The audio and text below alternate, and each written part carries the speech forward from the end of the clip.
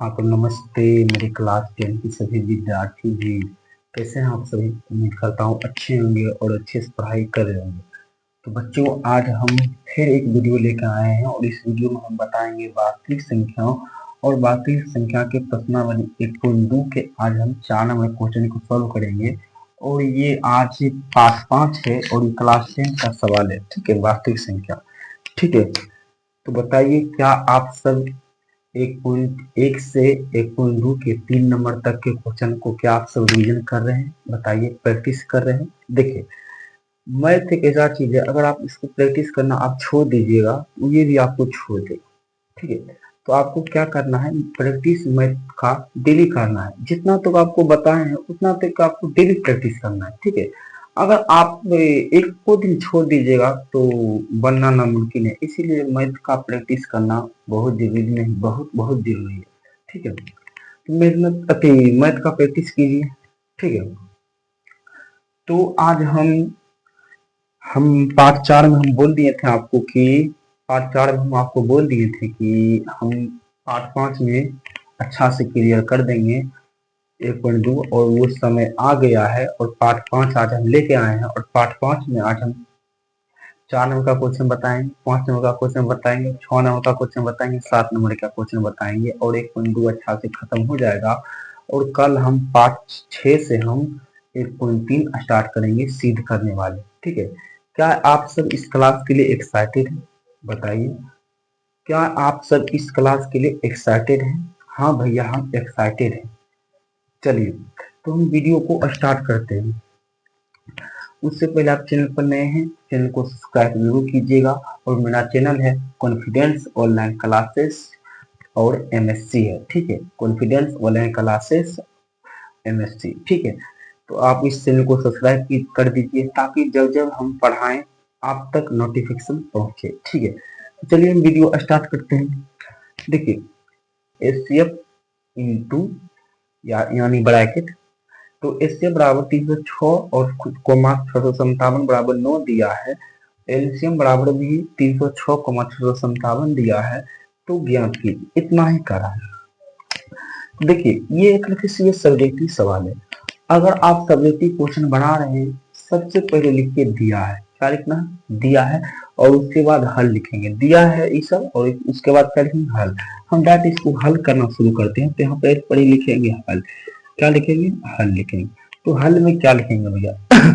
अगर आप देखिए यहाँ से लेके यहाँ तक ध्यान से समझिएगा। ठीक है, एचसीएफ बराबर 306 657 बराबर 9 दिया। अगर हम इतना सा पाठ को हम भैया, अगर इतना से पाठ को भैया ए मान ले और भैया अगर इतना सा पाठ को हम भैया बी मान ले, तब आपका उत्तर क्या आने वाला है? तो भैया अगर इतना पाठ को आप ए मान लेते हैं और इंटू हटेगा तो गुना चिन्ह आएगा। इंटू हटेगा, देखिए इसमें भी इंटू है, इसमें भी इंटू है, दोनों हटेगा तो गुना चिन्ह आएगा। और इसमें इसको हम ए मान लेंगे और इसको हम क्या मान लेंगे भैया? बी मान लेंगे। तो भैया आपका उत्तर क्या आने वाला है? तो ये आप किसको माने हैं? तो भैया ए माने हैं एचसीएफ को। और बी किसको माने हैं? भैया बी माने हैं हम एलसीएम को। किसको माने? एलसीएम को माने हैं। तो भैया यहाँ पर आप देखिए, तो ए किसको माने हैं? तो ए हम माने भैया एचसीएफ को। ए माने हैं एचसीएफ को और बी किसको माने हैं? तो भैया बी माने हैं आप एलसीएम को। अगर आपको लग रहा है कि ये 306,657 और 306,657 दोनों सेम है, तो क्या हम इससे को कॉमन ले सकते हैं? बताइए, अगर 306,657 और फिर 306,657 ये दोनों सेम है, क्या इससे हम इसको हम कॉमन ले सकते हैं? हाँ भैया, कॉमन ले सकते हैं। तो कॉमन लीजिएगा तो यहाँ पर क्या आएगा? तो ए बी का मान क्या आ जाएगा? तो ए बी का मान आएगा भैया, ए पे लिख दीजिएगा 306 गुना 657 और एचसीएफ का मान कितना दिया हुआ है? तो दुनिया को पता है भैया। यहाँ पे देखिए एचसीएफ का मान कितना दिया हुआ है? तो भैया एचसीएफ का मान यहाँ पे 9 दिया हुआ है। क्या हम एचसीएफ की जगह 9 दे सकते हैं? हाँ भैया, दे सकते हैं। और यहाँ पे फिर एलसीएम पूछा है, तो एलसीएम का मान कितना है बताइए? तो भैया एलसीएम देखिए यहाँ पे देखिए मामला यहाँ पे क्या आने वाला है। यहाँ पर एचसीएफ का मान बराबर में 9 दिया हुआ है, जबकि एलसीएम का मान यहाँ पर बराबर में कुछ नहीं दिया हुआ है। तो कुछ नहीं दिया हुआ है तो चुपचाप एलसीएम उतार लीजिए। अगर आप बताइए ये गुणाम है और इधर आएगा तो क्या होगा?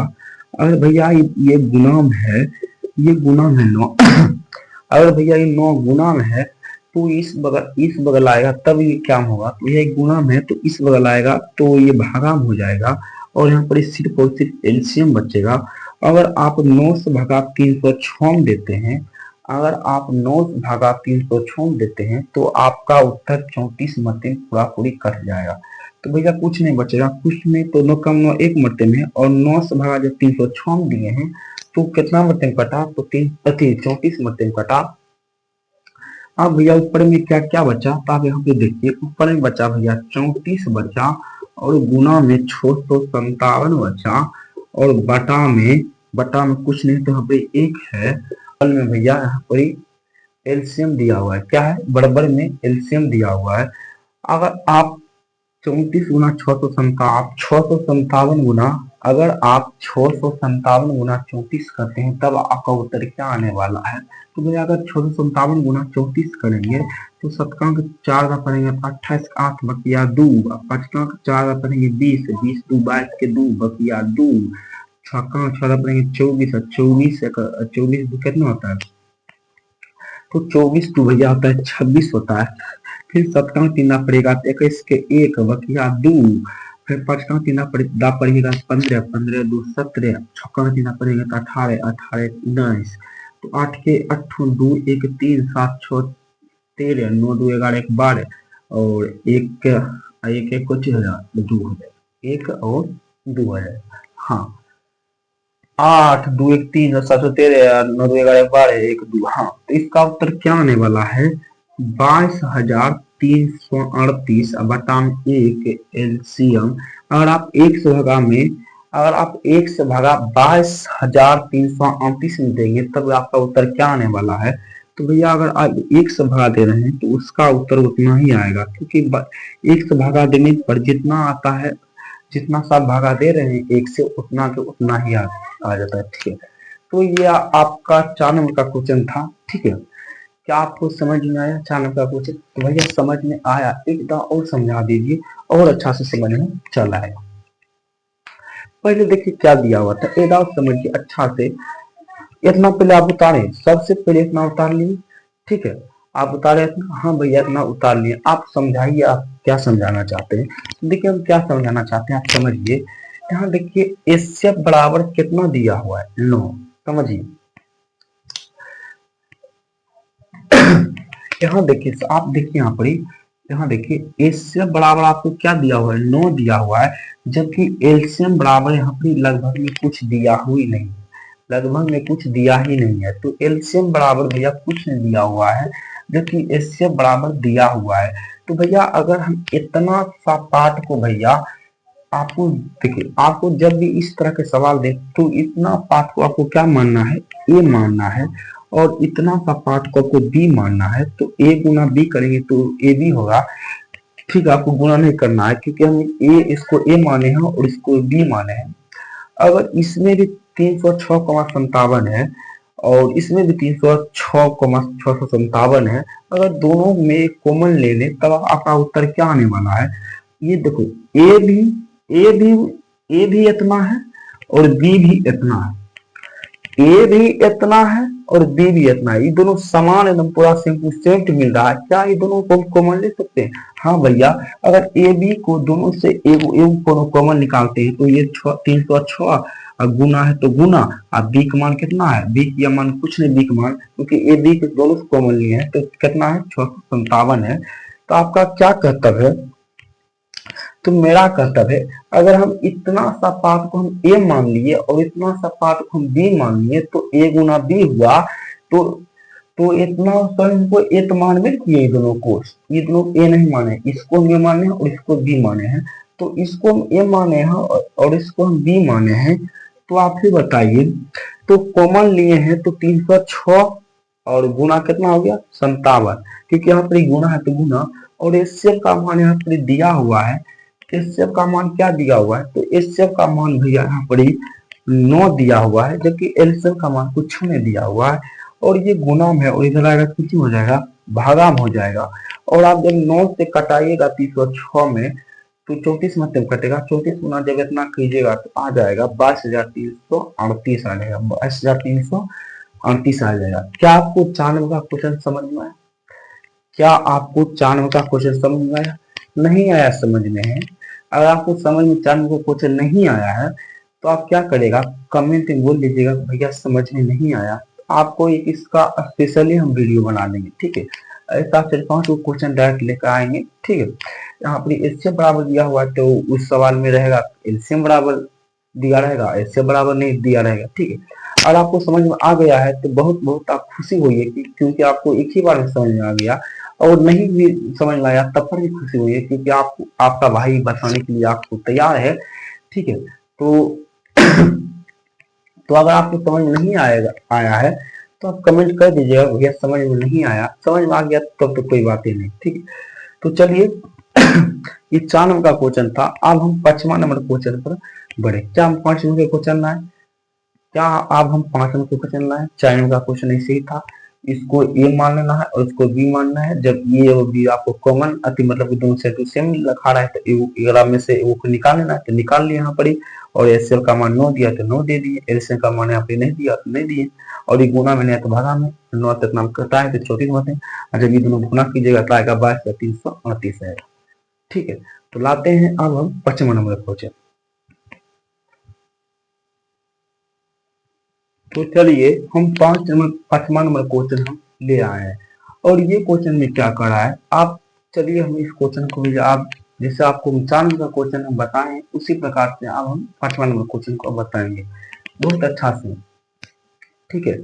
हम वो मास्टर नहीं है जो आपको उधर खड़ा के एकदम तुरंत आए तो जैसे करके हम बता के चल जाएंगे, हम वो मास्टर नहीं है, हमको एकदम धीमे धीमे पढ़ना है, एकदम अकबकाना नहीं है, हमको कछुआ की तरह हमको धीरे धीरे मंजिल पर जाना है, खरगोश की तरह हमको अकबकाना नहीं है, ठीक है। तो हमको ये अच्छा सुनाते हैं। देखिए क्वेश्चन क्या कर रहा है कि जांच कीजिए, आपको जांच करना है, जांच कीजिए कि क्या किसी प्राकृतिक संख्या n के लिए 6n अंक पर समाप्त होगा। अच्छा बताइए पहले क्या करें, 6n अंक 0 पर समाप्त होगा, कह रहा है कि 6n अंक 0 पर समाप्त होगा।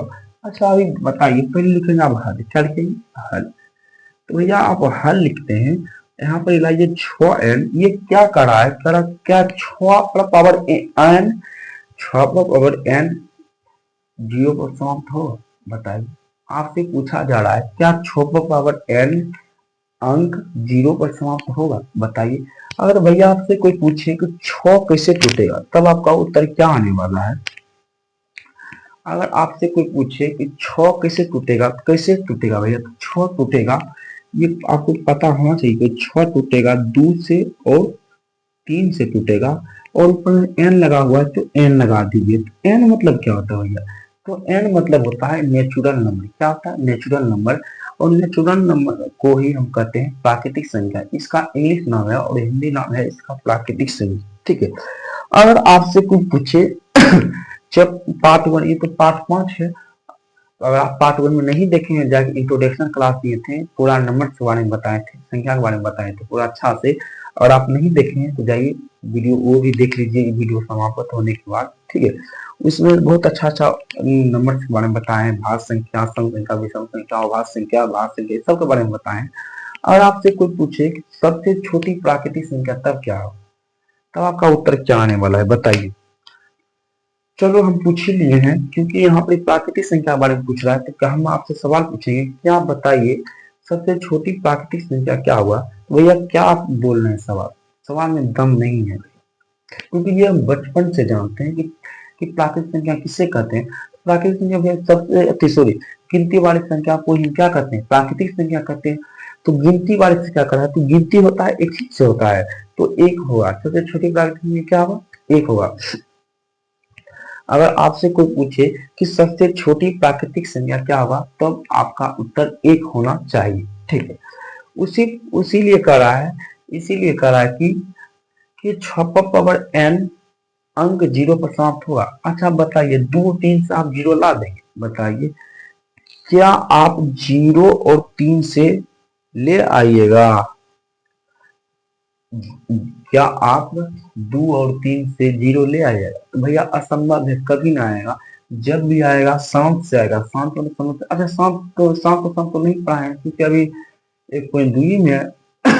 ऐसा नहीं होगा कि आप सब नहीं पढ़े होंगे, ऑफलाइन ऑफलाइन कोचिंग तो जेबे करते होंगे, ये आपको पता होगा कि शांत शांत किससे कहते हैं। देखिए खाली 2 भी चला है और खाली 5 भी चला है तब पर भी शांत होगा, और 2 5 भी चला है तब पर भी शांत होगा, ठीक है। तो आपको ये पता होना चाहिए कि 2 3 से कभी भी 0 नहीं आएगा। तो यहाँ पर हम लिखेंगे, क्या लिखेंगे बताइए कि भैया यहाँ लिखेंगे, यहाँ शून्य होने के लिए, यहाँ शून्य होने के लिए 2 पर पावर n गुना 5 पर पावर n होना चाहिए। बस आपको ही लिखना है, यहाँ शून्य होने के लिए 2 पर पावर n गुना 5 पर पावर n होना चाहिए। यहाँ तो 2 पावर n है और 3 पर पावर n है, ये इससे कभी भी शून्य नहीं आएगा, ठीक है।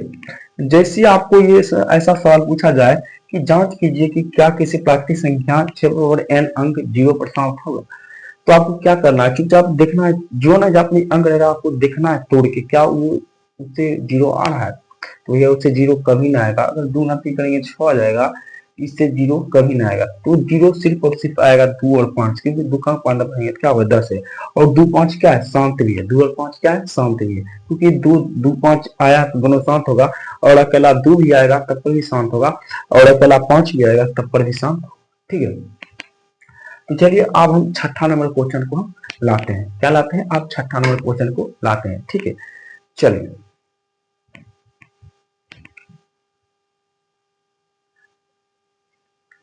चलिए आप छठा नंबर क्वेश्चन आया है, और इस क्वेश्चन में क्या करा है आप समझिए, और इस क्वेश्चन को भी आज ये आप सब मिलके हम सब मिलके इस क्वेश्चन को भी सॉल्व करते हैं। इस क्वेश्चन में क्या करा है कि विवेख्या कीजिए कि 7 गुने 11 गुने 13 प्लस 13 और 7 गुने 6 गुने 5 गुने 4 गुने 3 गुने 2 गुने और 1 गुने प्लस 5 भाज्य संख्या क्यों है। देखिए हम सवाल पूछवे करेंगे, कि क्योंकि हम ये सब पढ़ाए हुए हैं।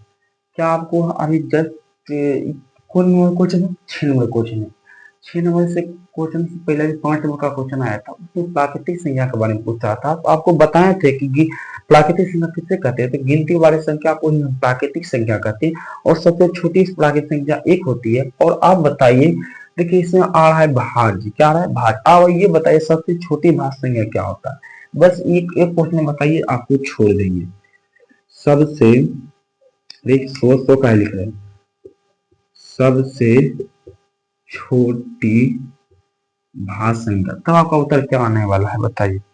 अच्छा आपको ऑप्शन में देते हैं 4 2 3 1, बताइए सबसे छोटी भाज्य संख्या क्या होगा, तब आपका उत्तर क्या आने वाला है बताइए।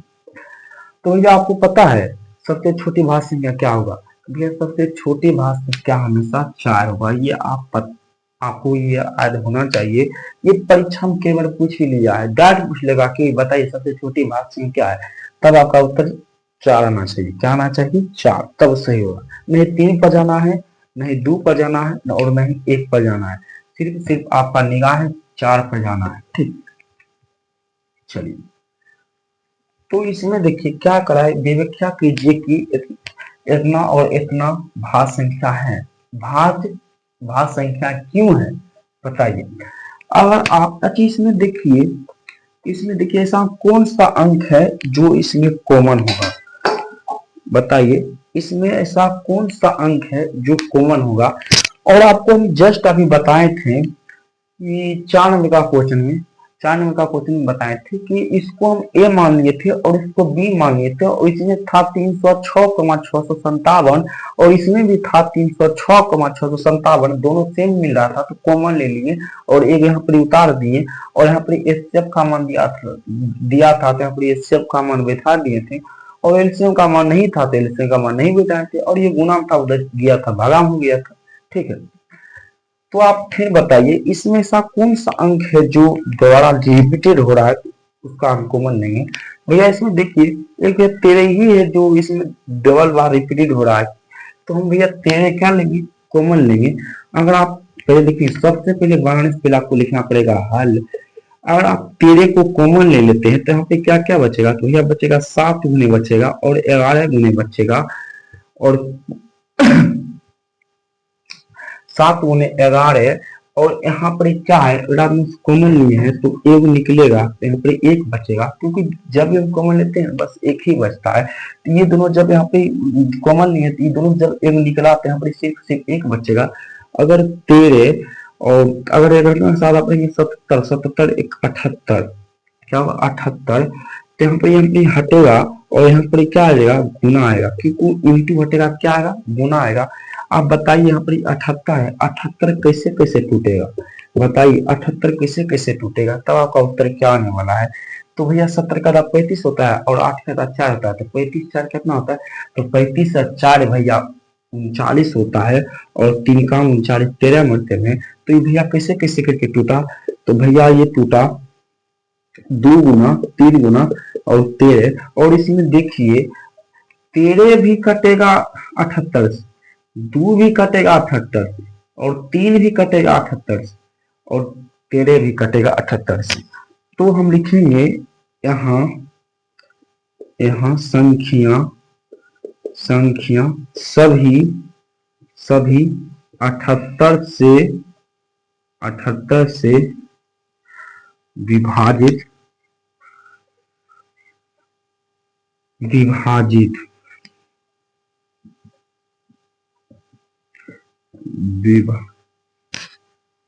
विभाजित है, और यह भाज्य संख्या है।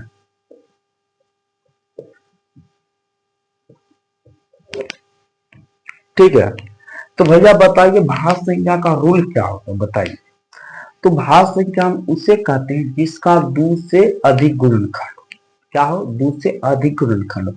आपका दिमाग में एक बात आपको दिमाग में आता होगा, क्या भैया सबसे छोटी भाज्य संख्या 2 नहीं हो सकता है, क्या 3 नहीं हो सकता है। देखो 2 अच्छा किससे किससे कटेगा, और 1 से कटेगा, और ये 2 से कटेगा, इसका देखिए 2 ही गुणनखंड है, ये भाज्य संख्या नहीं होगा, क्योंकि भाज्य संख्या का रूल होता है कि 2 से अधिक गुणनखंड होना चाहिए। आप बताइए 3 होगा, 3 भैया 1 से कटेगा और ये 3 से कटेगा। ठीक है, तो ये भी 3 मतलब ये भी विभाजित नहीं होगा, क्योंकि इसका भी 2 ही गुणनखंड है। लेकिन भैया 3 के बाद देखो 4 4, ये 1 से कट रहा है, और ये 2 से भी कट रहा है, और ये 4 से भी कट रहा है। देखो इसका 1 2 3 लो, 2 से अधिक गुणनखंड है, तो ये कौन सी होता है, भाज्य संख्या हो गया। उसी प्रकार यहाँ पे देखिए 78 क्या है, भाज्य संख्या है, हाँ भैया है, क्योंकि ये 13 से विभाजित हो रहा है, 2 से विभाजित हो रहा है, 3 से विभाजित हो रहा है, और ये यहाँ पे एक बार 13 और 13 से विभाजित हो रहा है। ठीक है, ये सभी से विभाजित हो रहा है, क्या गुणनखंड है बताइए, 1 2 3 4 4 गुणनखंड है। 78 से कटने के लिए यहाँ पे 4 गुणनखंड है, तो ये भाज्य संख्या होगा, क्योंकि भाज्य संख्या का रूल होता है 2 से अधिक गुणनखंड होना चाहिए, और यहाँ पे देखिए 1 2 3 4 गुणनखंड है, तो ये भाज्य संख्या होगा, क्योंकि ये 2 से अधिक गुणनखंड है।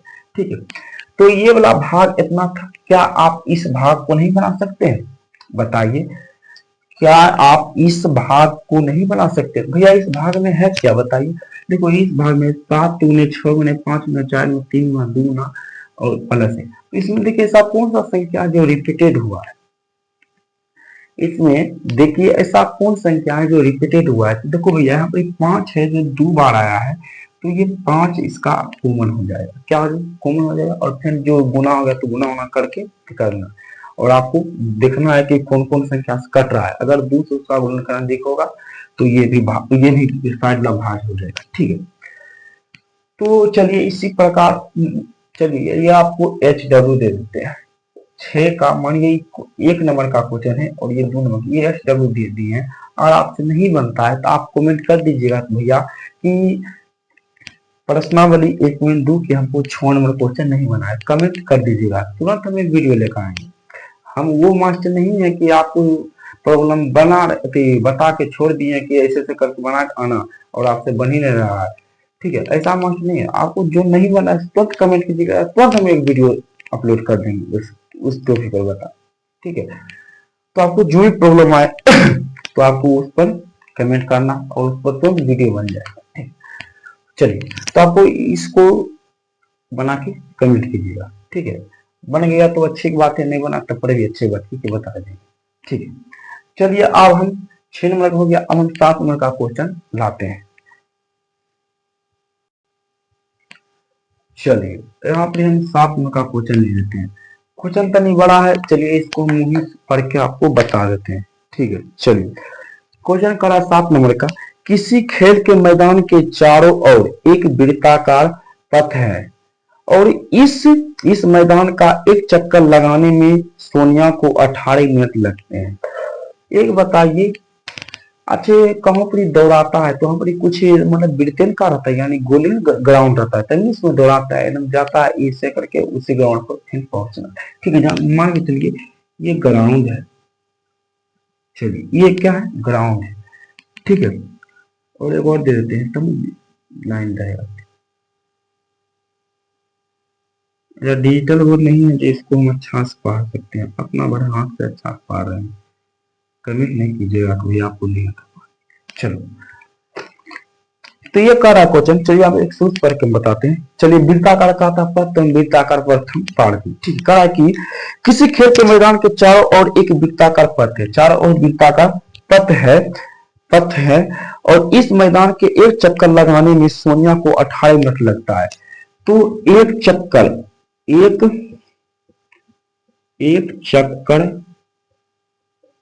लगाने में सोनिया को 18 मिनट लगता है। तो एक चक्कर लगाने में, यहां लिखते हैं हल, एक चक्कर लगाने में सोनिया को 18 मिनट लगता है, और जबकि इसी मैदान का एक चक्कर लगाने में रवि को 12 मिनट लगता है, और रवि को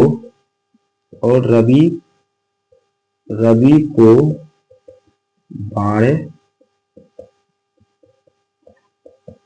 लगता है। मतलब कि आप देखिए, ये वो वृत्ताकार पथ है, और मानिए कि यहां से पहले कौन दौड़ा, तो भैया इस यहां से पहले दौड़ा सोनिया, दौड़ा और सोनिया दौड़ी, लड़का सोनिया, हाँ लड़की सोनिया है।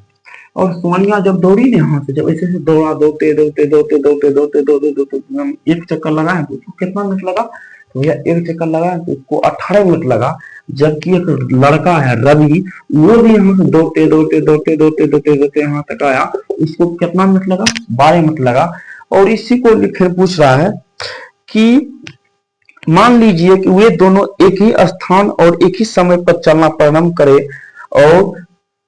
और दिशा में चलते रहे तो कितने समय बाद पुनः प्रारंभिक स्थान पर चलेंगे।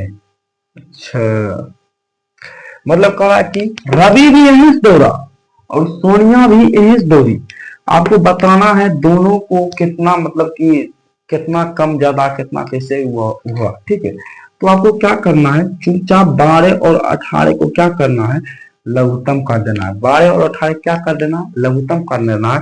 तो 12 18 लघुत्तम करेगा तो 12 का 6 9 18 के 9 और 3 लगा, 3 का 6 2 मरते, 3 का 9 3 मरते, और ये सबको जब गुना कीजिएगा तो 36 मिनट आएगा। क्या आएगा, 36 मिनट आएगा, ठीक है। तो ये दोनों स्थान पे कितना मिनट बाद मिलेंगे, तो भैया 36 मिनट बाद मिलेंगे, ठीक है। तो आप सब समझ गए होंगे कि एक वृत्ताकार पथ है और यहाँ से रवि भी दौड़ा और सोनिया भी दौड़ा, जबकि सोनिया को 18 मिनट लगा और रवि को 12 मिनट लगा, और दोनों को लघुत्तम निकाले कितना मिनट आया, तो 36 मिनट आया, ठीक है। क्या आपको ये वीडियो अच्छा लगा, बताइए, क्या आपको ये वीडियो अच्छा लगा, तो ये अच्छा लगेगा नहीं, इतना मेहनत से पढ़ा रहे हैं, आपको अच्छा लगेगा नहीं, अच्छा लगेगा, ठीक है।